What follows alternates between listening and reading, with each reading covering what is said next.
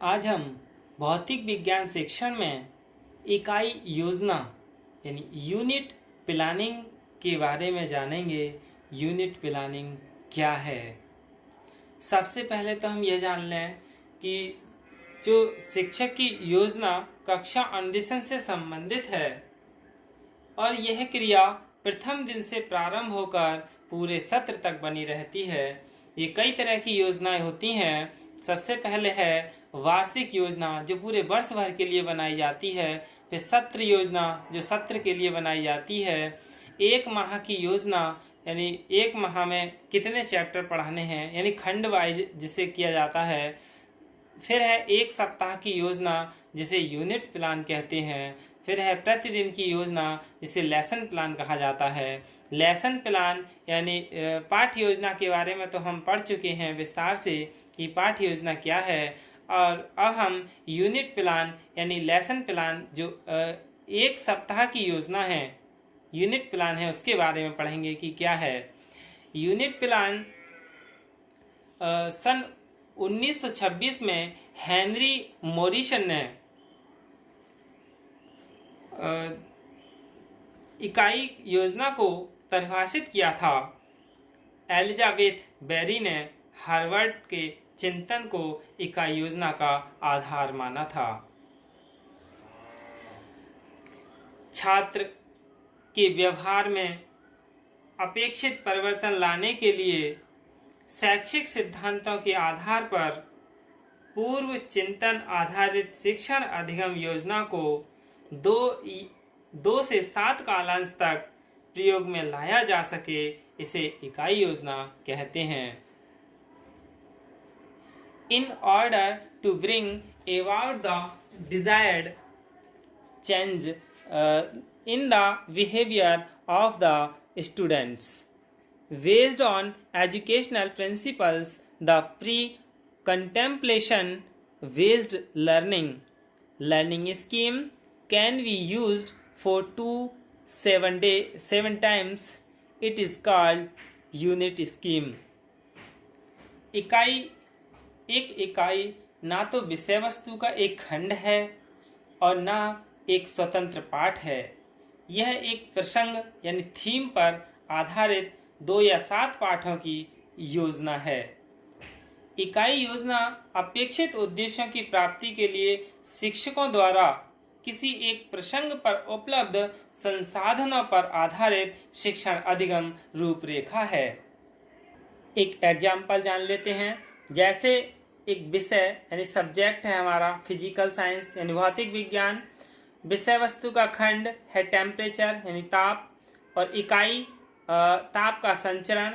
इस इकाई में 2 से 7 पाठ योजना होती हैं। तो पाठ हमारा एक इसमें चालन है यानी कंडक्शन, संवहन है, विकिरण है यानी ये सब चीज़ इकाई योजना में है। और ये इकाई योजना किस खंड में है? ताप में है। और किस विषय में है? भौतिक विज्ञान में है। यानी जो खंड है ताप, उस ताप खंड के लिए इकाई बना दिया है। इसी तरह से ही किसी और के लिए ले लेते हैं। जैसे विज्ञान विषय ले लिया, जैविक विज्ञान, जीव विज्ञान, और उसमें हमने इकाई क्या बनाएंगे? मानव में पोषण।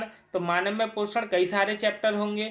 पोषण में काम आने वाले अंग, पोषण की प्रक्रिया और पोषक तत्व, इन सभी के लिए इन चैप्टर के लिए जोड़ लिया जाता है। और जैसे केमिस्ट्री है, केमिस्ट्री सब्जेक्ट में इकाई क्या लेंगे? Base, acid, base, salt. इसमें चैप्टर क्या होंगे? एसिड्स, बेसिस एवं साल्ट। तो ये क्या है? इकाई योजना है जो कि एक पूरे सप्ताह के लिए बनाई जाती है।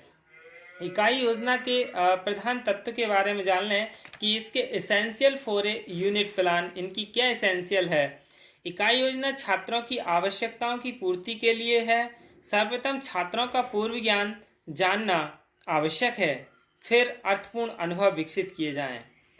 एक इकाई योजना को क्रियाशील एवं व्यवहारिक बनाने के लिए 2 या 7 पाठ विकसित किए जाएं। यानी एक इकाई में 2 से 7 पाठ बनाए जाएं। इकाई उद्देश्य विकसित कीजिए जिनमें संज्ञानात्मक, भावात्मक, क्रियात्मक पक्ष का समावेश हो। तीनों ही पक्ष होने चाहिए एक इकाई में।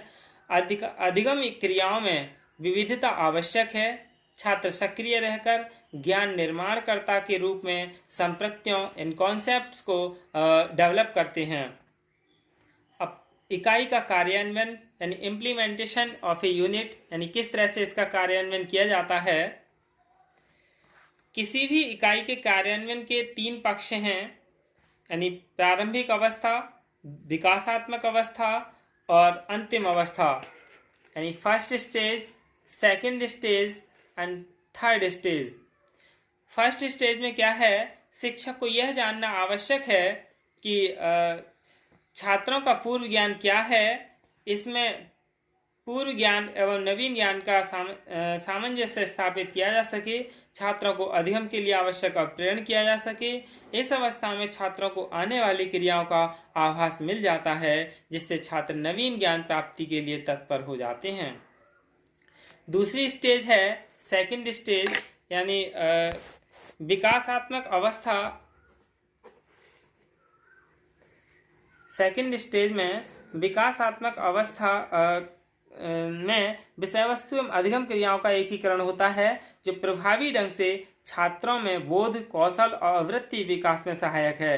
अंतिम अवस्था में इकाई का सारांश एवं मूल्यांकन सम्मिलित है। इकाई के सारांश के समय छात्रों की भागीदारी आवश्यक है। अब हम difference between unit and lesson plan, इकाई और पाठ्य योजना में अंतर जान लेते हैं कि क्या है। इकाई और पाठ्य योजना में अंतर है, एक इकाई में विषय का खंड भाग होता है जिसमें 2 से 7 पाठ बन सकते हैं, और पाठ्य योजना में विषय का एक खंड होता है जो एक कालांश में पूरा हो जाता है, यानी एक दिन में ही एक कालांश में ही पूरा हो जाता है। एक इकाई में पाठों की संख्या होती है, पाठों की श्रृंखला होती है जिनमें पारस्परिक सहसंबंध होता है। जैसे एक हमने टेम्परेचर खंड ले लिया और उसमें मेरे सारे पाठ जो होंगे वो टेम्परेचर से संबंधित या टेम्परेचर से रिलेटेड ही होंगे। पाठ्य योजना में एक प्रकरण पर एक कालांश के लिए योजना होती है, यानी एक ही प्रकरण होता है उसमें।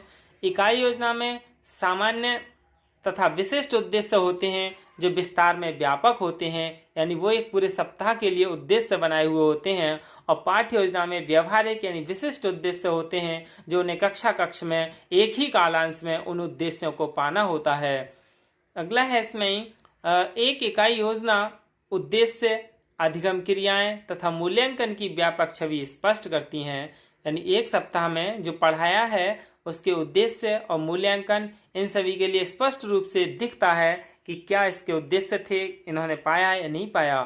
पाठ्य योजना में चयनित अधिगम क्रियाएं, अनुदेशनात्मक रणनीति एवं मूल्यांकन प्रश्न होते हैं जो कि एक प्रकरण से संबंधित ही होते हैं। इकाई योजना और पाठ्य योजना में यही अंतर है कि पाठ्य योजना एक ही कालांश के लिए होती है और इकाई योजना पूरे सप्ताह के लिए होती है।